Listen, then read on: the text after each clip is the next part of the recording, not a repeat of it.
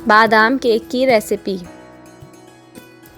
अज्जा: मैदा 75 ग्राम, चीनी 75 ग्राम, पिसे हुए बादाम 25 ग्राम, मोटे कटे हुए बादाम हस्बे ज़रूरत, गोल्डन सिरप या शहद 1 खाने का चम्मच, मक्खन 5 खाने के चम्मच, बेकिंग पाउडर 1 चाय का चम्मच, दूध 2 खाने के चम्मच, अंडे 2 अदद, खोया आधा कप, वनीला एसेंस 1 चाय का चम्मच, साबुत बादाम दरमियान से कटे हुए सजावट के लिए।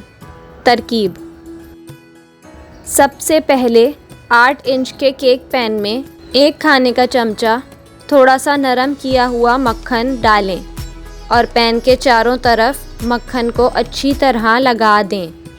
अब मोटे कटे हुए बादाम चारों तरफ छिड़क दें और केक के पेंदे पर साबुत बादाम किसी भी डिज़ाइन से लगा दें।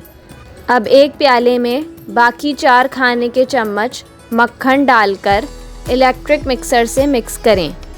फिर चीनी और वनीला एसेंस डालकर मिक्स करें। अब खोया डालकर बीट करें। फिर एक एक करके अंडा डालें और इलेक्ट्रिक मिक्सर से मिक्स करें।